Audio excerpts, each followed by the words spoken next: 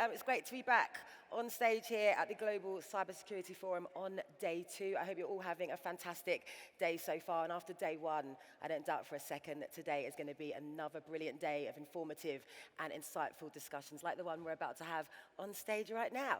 So in today's, interconnected and digital world, the threat of cyber attacks is larger than it's ever been before. I don't need to tell you that. And what makes this subject particularly intriguing is that it's not just about technology, it's about human nature as well. So we're going to unravel the mystery behind why humans often fall prey to cyber attacks, from phishing emails and social engineering. There are countless tactics that cyber criminals employ to exploit human fallibility and our cognitive vulnerabilities as a clear point of weakness in cyber systems. And my brilliant bunch of esteemed panelists are going to explore the elements of human error and shed light on the psychological factors that make us susceptible to these kinds of attacks, while offering insights into the potential benefits of industry collaboration and how we can, better protect ourselves and ultimately reduce cyber vulnerabilities to create a more secure cyberspace for everyone. We've got a diverse range of experts with various backgrounds, so I don't doubt for a second that this is set to be a very insightful conversation. So, Philippe, Gareth, Bill, David, how are you? Oh, great. Great, thanks, Lucy. Excellent. Okay, Very well, thank you. It's good to have you.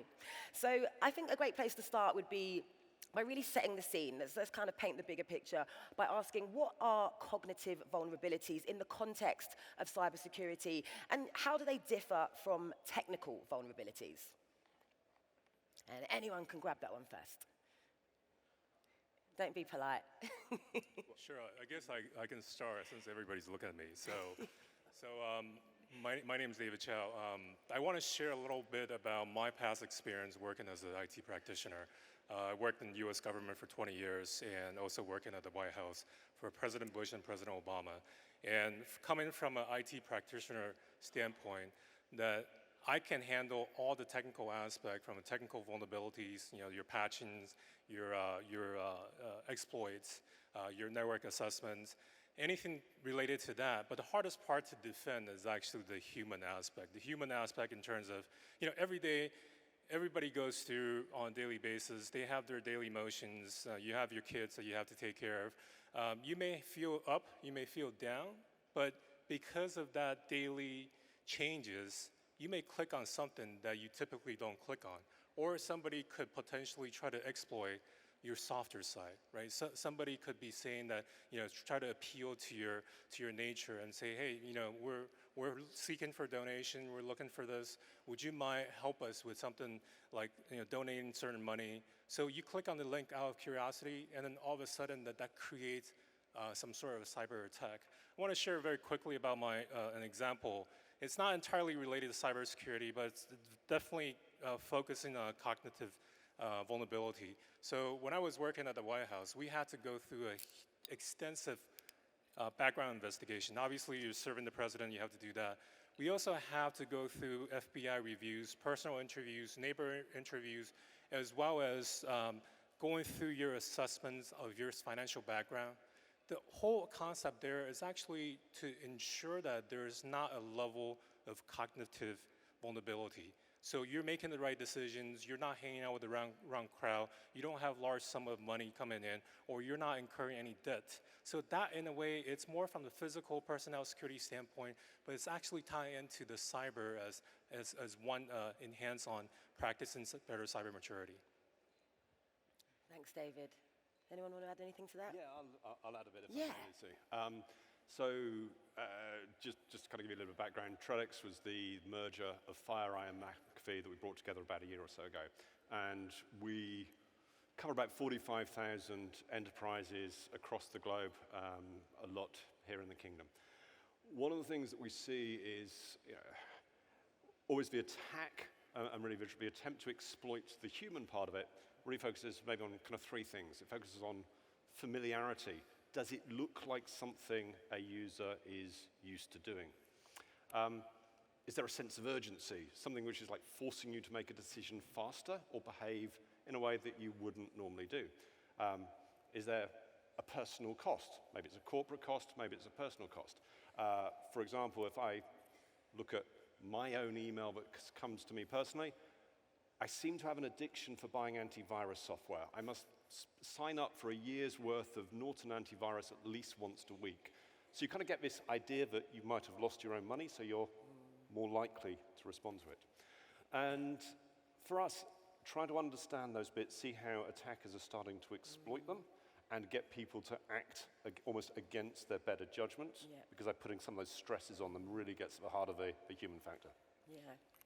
Just to add one point, I mean, this attack based on people, or let's say human vulnerability, are called also sometimes social engineering.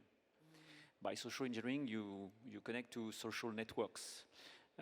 Which means that people often do not know the number of information they are releasing to the public by putting all their life on their social networks. And typically, one of the things that could be done in training session, for example, within a company, is to explain to people how they could retrieve, for example, the stock of information that Facebook has on them, I should say Meta, has on them about their personal life. Because, I mean, those attackers are using that core information to attack, and like was said previously, and pretend that they know very well the person. Yeah. So let's be very careful about the level of information we leave every day on the different social networks.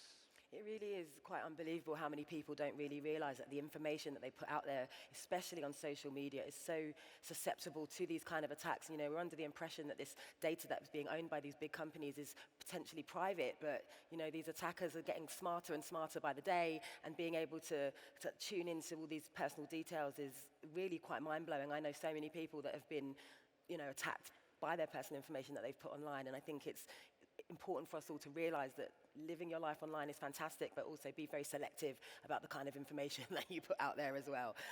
So what about cognitive biases, guys? What does this mean, and how does that affect our behavior online? Do you want to go for that, Bill? Okay, I think this might be a way of broadening the discussion a bit, because I think we usually mean by cognitive biases, what psychological predispositions do we have that could be played with by bad actors, and I think, or with information that they may have. And I think that's the general way we think about cognitive biases. But my own personal view is that I think more and more the biggest issue is confirmatory bias. That is, we all want to confirm what we already believe to be the truth. And this, it applies to hacking. I mean, if we really want our printer fixed and we're in an emergency and somebody approaches us and say, hey, I can fix your printer and log on here and whatever, then you want to believe that because it meets a need. But I think in another way, cognitive biases have a much broader, it's a very broad area that we're talking about. And I would link it right now to the rise of what I would call cognitive politics, which is it derives from the emergence of cognitive warfare, in the sense that in earlier days we'd take up propaganda and influence campaign and advertising, shaping your opinions about a person or a product or a thing. And I think increasingly propaganda and influence campaigns are focused on shaping your beliefs. So instead of shaping attitudes, we're shaping beliefs. What is the truth? So what is the border of this country? What is the history of this person? And so forth. So that what that means is increasingly we shape how people vote or how people side with different issues by shaping their beliefs about the whole subject matter. And so this is really a big issue where I think that, I don't know if it's too broad for this panel, but I think that we have to think more and more about cognitive politics, because it undermines what we believe, and it may undermine, it may really harm trust in the internet and trust in information, because we don't know whether we're being played by particular individuals are trying to shape what we believe rather than simply whether we're positively or negatively disposed to a person. Yeah, it's enough to make you super paranoid, Can I isn't give it? an example? So when I was, obviously I worked for 3 different presidents, and when there's a change in administration, you see that the television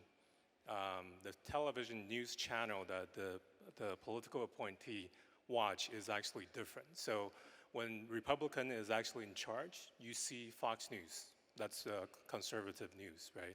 And then when you see Democrats when they're in charge, you actually see pervasively CNN. So that's an example where they want to be confirmed of their viewpoints, these politicians or these political appointees, and that's very interesting in terms of rather than looking at from a broader point of view, they just want to confirm their own assumptions and be able to move forward with their assumptions.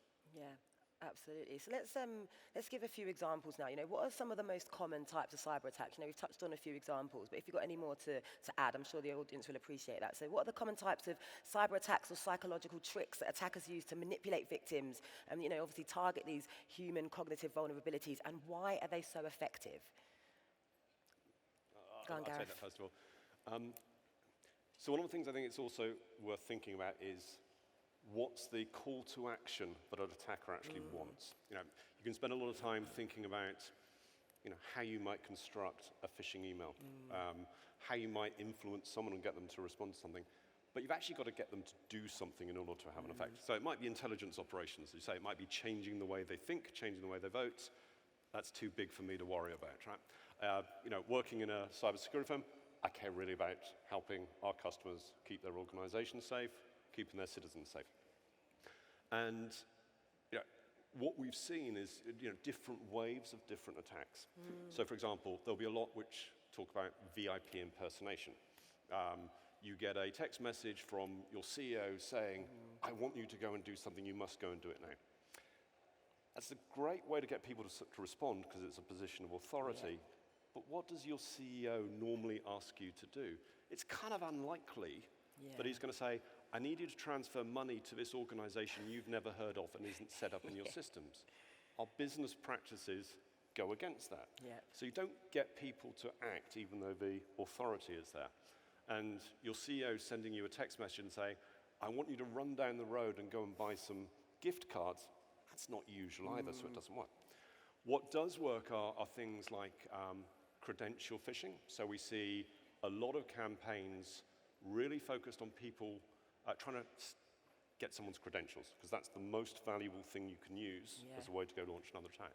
So we'll see pop-ups pretending to be a log-on for Microsoft or a log-on for Cisco or a log-on for some other organization. That is quite effective. Very difficult to know what it is. You're used to it. It's familiar. It's a usual action. And it's incredibly valuable to the attackers. So those sorts of things go through. And then what we see is really people trying to bypass the natural kind of suspicion we've built up around email. We all know email is dangerous. Our antenna are up. We worry about it. We're going to think twice before we click on that link. But if you're working in finance, if you're working in accounts, you're working in an HR, and an invoice comes through, or a resume comes through, a CV, well, that's usual, so you'll click on it. So we often think about, it's not just email as something we're suspicious, what's all the other routes in, which you may be less aware of or less resistant to that might come through. And it's that familiarity, isn't it? That's what really traps people. When I was working at the Metro newspaper, we got attacked because someone clicked on a malicious link and it was connected to work. I don't think it was a CV, I can't remember what it was, but this email went around and said, this has happened, we've been attacked. So be more aware and just be a bit more cautious when you're clicking on these links. And it's a bit frustrating, isn't it? But we all have to be cautious, incredibly cautious, especially in a work environment. We do, but just if I may continue, we also avoid blaming the user. Links are supposed to be clicked on. We've always taken the approach of think how, not who. If someone clicks on a link, well, you can't expect your employees to be perfect every time. Yeah, of course. You've got to ask, how did the link actually get there? What failed to put them in that situation? So do you think this kind of blame the user mentality in cybersecurity is counterproductive? in addressing these issues when it comes to cognitive vulnerabilities? Well, for me to be even blunter, every time a CISO, a Chief Information Security Officer of a company, runs an internal phishing campaign to test, there will always be a percentage point of the population which will click anyway. So you can train the people and so on. So for me, being the victim of a phishing attack is not a human error, it's a technical error. You should have a system, a technology, and probably things needs to be invented here, needs to be perfected, but we should have it's a system answer that we need to provide and not blame somebody for clicking on it. You can be tired, it can be the end of the day, you can be, you have been trained, but you are subject to error. That's human beings. Yeah, absolutely. Anyone got anything to add before I move on? Well, I'm totally for this idea, because I think if you blame the user, that you let everybody else off the hook, and but you're reminding me, think back to telemarketing. I mean, telemarketing had an economic model where they could send out tons of marketing material to tons of people, but they only needed a small fraction of individuals to be interested in that. And so you could never stop it because the economic model of that was so successful. And I think it's similar here, where you may see phishing, an obvious phishing email in your e-box, but in your inbox, and think you're smart this time. but they send out this to so many people that it may hit another person at the wrong time for that person, where they really want that, and it makes sense to them because at that moment they are looking for this particular aspect or whatever. So even really very intelligent people in really great positions can be fooled by this, and that's why I think one of the key issues is always to talk to people. If you think something might be a little funny about this, talk to the person next to you, or talk to a friend, or what do you think this is a phishing email or whatever? If you have doubts, it probably is, and you should avoid it. But gosh, the president of a major corporation in the United States years ago, decades ago, clicked on the "I love you" virus. The "I love you," and so. I mean, he's hitting himself, right? And he was, but at least he had the audacity to say, admit that he did this. It was stupid and whatever. But it hit him at the wrong time. He was busy. Clicked on this, opened a link, and infected all of the systems in his corporation. So it's anyway. I think. Don't blame the user, but every time there isn't a problem, you should let people know about it. If you suspect it, or if it happened, you should let people know about it so that it can be corrected. If you don't tell anybody, it's very hard to correct these problems. Exactly, and that's a great rule of thumb. David, I can see you're ready with the mic. I want to provide a slightly contrary view to not blaming the user, and this is based on personal practice. So I was a CISO for a financial regulator within the U.S., and we sent out this phishing campaign, right? This phishing exercise. Basically, we sent an email saying that, see what your colleagues are doing in the lunchroom. So people click on it, right? We send it to executives, obviously the most high-profile target, and then we send it to everybody else. So the executive director and deputy executive director for the agency clicked on it. They're the top 2 career individuals within the agency. So I asked the executive director, I said, why did you click on it? He said, well, I was curious, right? And then I asked the deputy executive director, who's actually very IT savvy. I said, why did you click on it? And he said that, well, I clicked on it because I was curious. Plus, I know that you IT guys will take care of it if something happens. So I agree with Philippe when he's talking about that there's technical errors, technical issues that we need to set as practitioners. We need to set the expectation.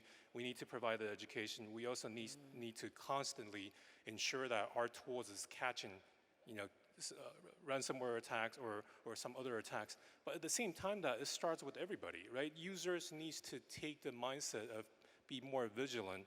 If we continue to say that don't blame the user, so if something happens, we blame the CIO or blame the CISO, that's not fair for the CIO or the CISO or the practitioners either. So I think cybersecurity actually starts with everybody. Perhaps you get one free pass, and there needs to be a level set of expectation. But the bottom line is that it has to start with everybody. Oh, go on, Bill. I don't know. Oh, no, go on. And I think one of the things that we need to start thinking about as an industry is, we spent a lot of time doing phishing training, sending out phishing emails, encouraging people to say, did you click on it or not? Click on it, oh, tick, yes, good, you got it, you found the right thing. There's a little research now which is almost starting to suggest that is training people the wrong way. People are starting to feel like they know what the risk is and they're missing things. We've been doing some experimentation with, guess what, AI and LLMs to start looking about, can you actually generate personalized training?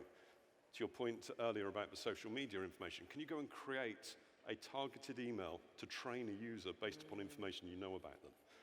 And the second bit for me is, whilst we tell people, good job, you caught that phishing email, what we tend not to do as organizations is actually also call out when people find real attacks that have come through. You're encouraged. You see an attack, you think, I'm not sure about this email, I'll report it to the IT department. The IT department will come back a little bit later and go, yeah, we investigated, yeah, that was bad, well done, that's it. But actually starting to maybe report to the company as a whole, this month, these individuals found these things and kept us safe. You start to encourage that almost kind of behavioral norm of getting people to actually recognize that security is owned by everyone. My comment around don't blame the user is, you don't want people to feel that if they do inadvertently fall foul of something, that is necessary weakness. You're right about they've got to keep the antenna up. But trying to find that balance and kind of call out successful activities, successful steps, rather than just punishing negative is always good. Yeah. Philippe, did you have something to add to that? No, but it's similar to what you just said, Gareth. I think instead of having this name and blame approach, which is counterproductive, I think the company should create a notion of the quicker I report this incident to the response team, a fake or true incident, by the way, the better the security response team can act and address the question. So I think it's very important that in any company you have like an emergency number to be called, so that you can report it as quickly as possible, because time is really of the essence. If we need to cut the server from the organization and so on, the response team can do it quickly if they know that something is happening. Yeah. So, go on, Bill, if you've got something to add. Just to say, just comment on, I don't mean, yes, the user, first of all of us are users, and everybody from the top to the bottom of the organization and across society are internet users. 5.3 billion users in the world. And so I'm not going to let them all off the hook. I mean, the thing is not to pass on the blame to the user and not fix these issues that enable bad actors to get more access. But there is encouraging growth of what I would call a cyber. I wrote years ago about the need for a cybersecurity mindset among everyone, all users at all levels. And there's really a lot of signs that that's happening, that more of us, if I ask somebody over dinner or visit, what do you think of cybersecurity? They'll tell me what they do and what they're thinking about and what kinds of emails they've gotten and how they protect themselves. This is the kind of thing that has to happen, that we all have to have a more of a cybersecurity mindset where we're not thinking of doing this once a week or doing that when I'm told to by IT, but then every day that it's just a normal, habitual part of your life, that you think through the cybersecurity implications of everything you do, whether you download new software or answer an email or what have you. And there are signs that that's actually happening. But again, that's the challenge of the whole ecosystem of cybersecurity, that we continue to build a cybersecurity mindset so that malicious actors have a much more difficult time stealing your information or informing you and misinforming you. Yeah. So staying within the realm of, this cybersecurity mindset, we've just discussed, solutions or measures put in place by businesses to try and help detect and kind of counter these kind of attacks. But how can psychologists be brought into this conversation to help support efforts to detect and counter these kinds of attacks? Well, I'm not a psychologist, so I'll answer that. First of all, everyone wants to blame the technology. You're getting disinformation because you're in a filter bubble, or you're in an echo chamber caused by social media, or caused by the search engine that you're looking at. Bull. This is not. You are the biggest algorithm. Okay, you are the worst algorithm in the lot, because you're the one who decides not to look at that, but to look at this, to watch a particular channel and not to watch contrary information. And so psychologists need to explain to users that they have often psychological propensities like confirming their existing biases. And they have to understand that. And if you understand that, we all try to confirm exactly our political beliefs or what we want is that somebody loves me and I'm whatever, then you will challenge that more often. You'll try to diversify the information you see. You'll try to find counter information and look at the arguments of the opponents and so forth. So anyway, I think, that's a psychologists have to tell us about, raise public awareness, not about computing, about ourselves, about what our propensities are in misusing computing. Yeah, go on, David. Is there a way to use psychology to make people not to use social media? Social media is fantastic. 80% of the people in Britain use the internet. 80% of the internet users use social media. It's fine. It is, but it's demonized. And I think what we need to do is try not to think about it, even in cybersecurity areas. The internet is fantastic in terms of shopping, in terms of getting information. People have confidence in what they can find online through search, for example, as much as they do in broadcast television news. And I don't think they're wrong, but I think we're in a time frame in which we're demonizing all media. But I get it that you do see examples of bad use of social media and bad actors on social media. But good practice, people creating private social media groups on WhatsApp, things like that. People are responding to that, adapting to it, and don't throw away what is really valuable. Networking people. Social media allows you to source the people you want to talk to, and not to rely on just the people in your office, just the people in your home, just the people in your school. Extremely valuable. Yeah, go on, Philippe. So my 2 cents of psychology here is also to really work on the balance between security and user-friendliness. Because people tends to, if the application is too easily accessible, whatever the application, it's weak. If the application is too hard to access or to operate, then people will try to bypass. Yeah. That's a 2 cents. That's a standard psychological behavior. So what is important, I would say, when we design an application as a company, as a product, when we put an application on the market, it's important that we think about the usability, the user-friendliness, the way it will interact with the people, and obviously a higher level of security will be required if the transaction at stake is important. But let's make sure that we always find that right balance between security and user-friendliness. Yeah. David, I can see the mic poised. I do want to demonize social media. Sorry, as a practitioner, this is what I have to say. I'm not faulting that people use what they need to use to put their personal lives out there, put their professional lives out there. I don't have social media account except LinkedIn, and I thought that I was safe, right? I don't have anything, nobody's stalking me. So 2 weeks after I started working at Trend Micro, I got a text from the CEO, where you mentioned that the CEO was asking for a gift card, Apple gift card. And she said that she's at a conference.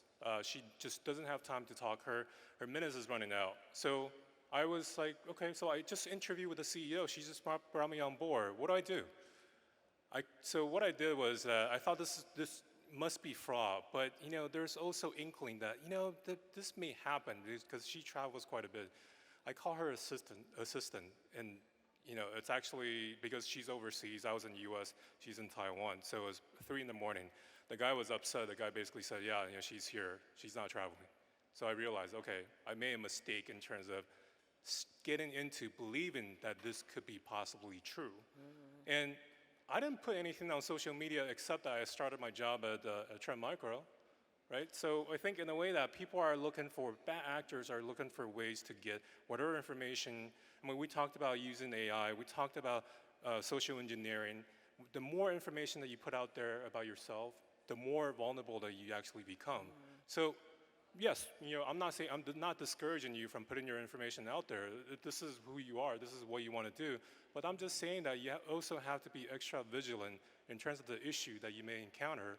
And also at the same time that from a practitioner standpoint, yeah, I mean, this is something that it's actually frowned upon because somebody can actually use AI to create some sort of a personalized email or letter sent in directly to you, knowing everything about you, which making you to believe that this person is actually sharing the right information. So you'll probably click on it. All you need to do is just click on something, click on the wrong link, and you can actually gridlock your entire environment. That's why I'm demonizing the practice more from the practitioner safeguarding standpoint.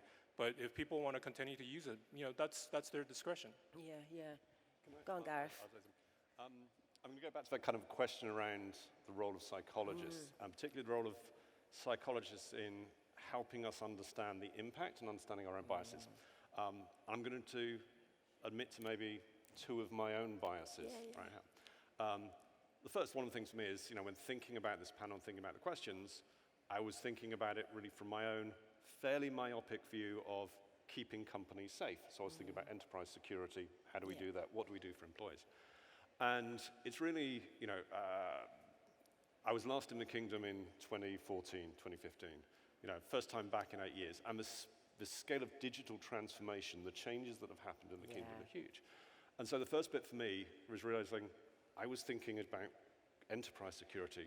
Suddenly you start thinking about what's the role of trust and bias and kind of cognitive exploitation in a country like this, which is focused on digital transformation and what it means for citizens. You start to understand that there's a much broader aspect that we need to go think about. So I think it's the combination of even us sitting up here as technologists, we think about systems, we think about our own little space, we forget to open our minds each time. Yeah, it's kind of looking at it from a bigger picture point of view and all the kind of multifaceted nature of these kind of attacks. So time's running low, so I'm just going to move on to the next one. I think maybe offering up a bit of advice might be quite nice. How can organizations and industries collaborate to share insights and best practices when it comes to addressing human weaknesses? I'm sure the audience would be interested to hear from you guys on this. Well, let me start here, if I can. So I would say this is this notion of segmentation. Well, we have different name for it. The fact that we also call it zero trust, in the sense that you need to define with a fairly strong policy who has access to what. In terms of application, in terms of data, in terms of you segregate really the different access levels. You monitor it, you check it, and this is a possibility, let's say, to control. Let's say, the level of security. Something that we will never say enough, implement every time you can multi-factor authentication. This is a very, very strong advice. Simple technology, you would not imagine how many companies today don't even have this kind of simple measure in place for all the application, whether you access them inside or outside. And again, this policy of access management needs to be updated, because I mean, when people are changing job within the company, they are also changing responsibility. So this needs to be updated. It's fastidious, it's heavy, but it's usually a good practice to have. Yeah, brilliant advice there. Go on, Gareth. For me, I'd say there's three things that I would usually say whenever talking to a CISO.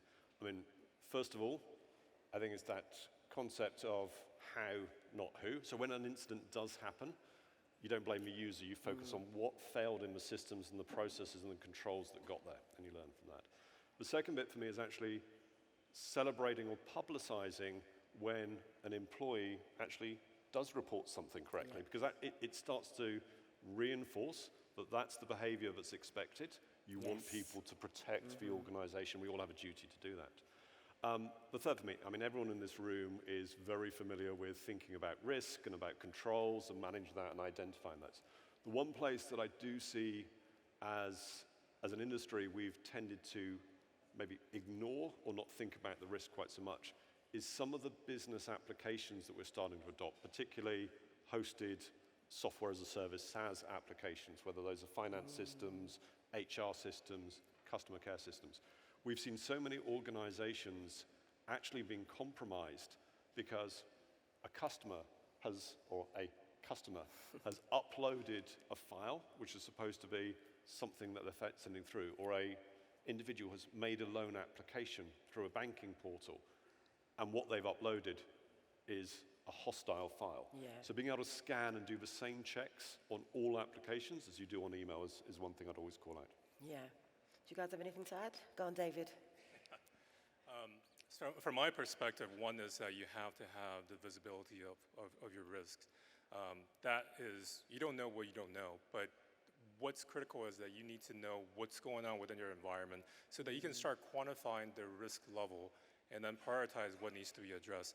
But then also focusing on people, process, technology. I know I sound like an IT practitioner, which I'm very proud of it, but I set aside the technology aspect. You hear a lot from various vendors. I'm part of the vendors community, but the bottom line is that people process is actually it could be a strength. It could also be weakness that one needs to explore to make sure that proper education, proper expectation, but at the same time that having the proper process procedure lay in so that people can really build a cyber awareness culture. I think that's what's so critical within the environment. I agree with the panel members here that there's a lot of blaming the users in a way that I think everybody should be on the hook. Perhaps setting the right expectation, but then after the expectation has been set, focusing on everybody needs to be vigilant and protecting the environment. Yeah, absolutely. Bill, final words from you. Well, just one thing that probably should be said is we did a global survey of people recently about whether they had more cybersecurity problems working from home or working in different locations and so forth. And we found out that actually working at home wasn't a problem. Most organizations are set up to support remote working, and they have a variety of strategies. And we ask people whether their corporate or organization or institution supported like their own a laptop from the company. Do they use multi-factor authentication and so forth? We're surprised. Most companies and most organizations are providing a lot of support so that people can work almost anywhere at any time in a safe environment, and they have relatively few problems. Yeah. But in the smaller organizations and with individuals that are outside the corporate sector, if there's something that can be done to support those smaller organizations, but in terms of those in sizable and small and medium-sized enterprises even are fairly well protected, and companies are doing a pretty good job, actually, pretty good security in a sense. Yeah, and on that note, that brings us to the end of our conversation. Please give a well-deserved round of applause to my excellent, all-knowledgeable panelists, Philippe, Gareth, Bill, and David. Thank you for a brilliant and insightful conversation. It's great to pick your brain, so thank you. You're welcome.